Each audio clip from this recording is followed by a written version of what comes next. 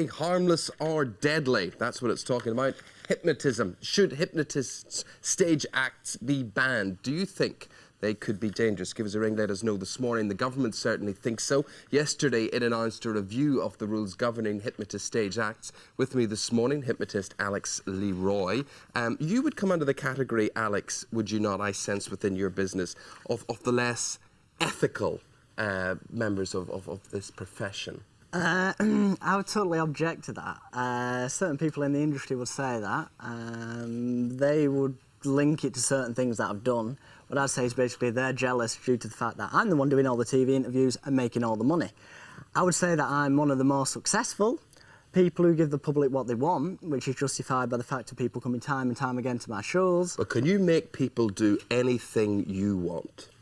Within the bounds of what they want to do. You can't make anyone say or do anything that they wouldn't want to do normally. So you don't regard yourself as dangerous or deadly? No, not at all. I don't think that any stage hypnotist is, unless they do things, for example, like not removing suggestions from people's minds or blatantly disregarding normal health and safety type laws. So, I mean, it's fine for a laugh on the night, what you do, I suppose. But what about the long-lasting effects? I mean, do people really know the intricacies of the brain and the lasting effects of the power of suggestion that you guys use? To be totally honest, nobody knows one way or the other, 100%. Then you must be dangerous. From my experience, from the experience of many other stage hypnotists, i.e. Paul McKenna, Andrew Newton, many other people, the people that abide by the laws laid down by the government, and the experience of hypnotherapists, hypnosis is a totally harmless state of psychological heightened awareness, which can only have beneficial effects. Right, well, can you then envisage, and presumably you cannot, a situation where death can occur through hypnosis? Yeah. You can? Example being, this is an extreme example, you suggest to someone they're Elvis Presley when they wake up and hear the music. That cowboy hypnotist does not remove that suggestion. Person's driving home, Elvis comes on the radio, they start dancing. Well, that suggests to me, as the front page of Today would say, deadly. What it suggests to me is that it needs to be more stringently checked out to make sure that people abide by the 1952 Hypnotism Act, 1989 government guidelines. If shows go ahead that are ruled by those laws and guidelines, the hypnotist then has got to make sure these suggestions are removed. As long as they are removed, there is no possible danger whatsoever. OK, let's now go to our studio in Manchester. There is Margaret Harper. Let me tell you about Margaret. Margaret's daughter Sharon died just 5 hours after being hypnotised in a nightclub. Good morning, Margaret. Good morning. It does, though, have to be said, Margaret, right from the outset here, that the coroner failed to find a connection between your daughter's death and the fact that she was hypnotised. You disagree, though? I totally disagree with that finding. Obviously, the coroner didn't look into Sharon's death well enough, in our opinion. It's strange that Sharon automatically felt ill straight after being hypnotised. She'd never been ill in her life at all. And 5 hours after being hypnotised, she was dead. What would you say then, Margaret, about the power people like Alex-Leroy have here at their fingertips? Well, I've heard all sorts of different stories from many, many different hypnotists. They all have their own little corner that they obviously want to keep themselves quite safe in. We have hypnotists that are saying, yes, it is dangerous. We have hypnotists saying, no, it isn't dangerous. What I actually listen to, who I actually listen to, are the medical people. They seem to know more about hypnosis than these stage hypnotists. Can I just put in, if you listen to the medical people, Margaret, why not listen to the coroner, the pathologist, Home Office reports, which said it was hard to rule out there was a link between hypnosis and the death of your daughter. However, upon further examination, we found there's no link whatsoever.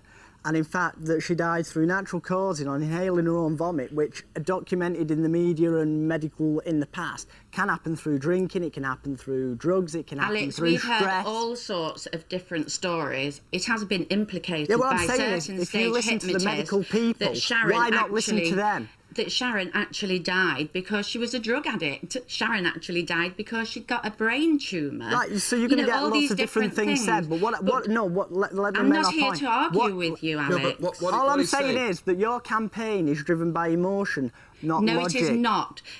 When you received hundreds and hundreds of different phone calls from traumatic cases after volunteers have been hypnotised and then they found themselves completely unwell immediately after, not only physically unwell but psychologically unwell, we are handling and dealing with these cases continuously. So, Margaret, Now, you're becoming a focus then for these sort of complaints. You're hearing these more and more. Exactly, we are, and this is what's causing us great distress. This is why we've actually lobbied Parliament so much to literally get to the point that we've managed to get to Well, Parliament today. are now, of course, going to review these guidelines. What sort of acts are you looking for to be banned? Is there in your mind any form of respectable hypnotism, or does it all need to be looked at? No, I think the whole spectrum needs to be looked at, basically. What we would like in the beginning is to ban all forms of stage hypnosis. Let there be a public inquiry. Let the Parliament do what they have to do. Obviously, it's been kept in the dark since 1952. There hasn't been any new laws brought into Parliament since, and I think this is a very old act, whether or not, and it hasn't been policed at all. Well, Margaret, thank you very much indeed for your comments. Talking about old acts is not what you guys all do, making people pretend they're chickens and whatever, run around stage and fall off. Is that not an old act? I mean, you of course, are much riskier, risque in every sense of the word. You're much more adult. What is the difference between what you do and what the more established guys on television do? There's 3 points I'd like to make. Point number 1, as well as doing the most outrageous show in certainly Europe, if not the world, called Erotic Hypnotics, which has been well documented in the press. Is that ethical? It is completely legal what I do. I do everything within the laws. I make sure those people are well informed before that if they come to that show, stay away if easily offended. Those just the same as is it ethical for Chubby Brown to tell jokes? There's that argument. Okay, point 1. But I do family shows as well. Point 2, what makes me different from Paul McKenna? I suppose very much I tend to... His is more based on situations that probably couldn't occur. Total imagination. That could never happen he in is your life. the acceptable, if you like, or respectable face of this business. If you want to put it that way, fine. It's a matter of personal choice and taste. Some people would say that I'm the respectable side. I prefer to do things that people might do in the privacy of their own home. Third point quickly. And third point quickly is the saying they should have tighter guidelines. I totally agree with that. I think they should also have tighter guidelines on television. For example, they don't allow the hypnotic induction to be shown, but they still allow Paul McKenna to say the word sleep on television. Anyone that's been hypnotised before by a professional hypnotist like myself can very easily, with one word, sleep, go to sleep. And I'm sure there's some people out there that have been hypnotised before that have. If there's anyone watching who's got someone in the room that's gone under hypnotic trance, and I'm sure there will be, phone GMTV and I might wake them up later.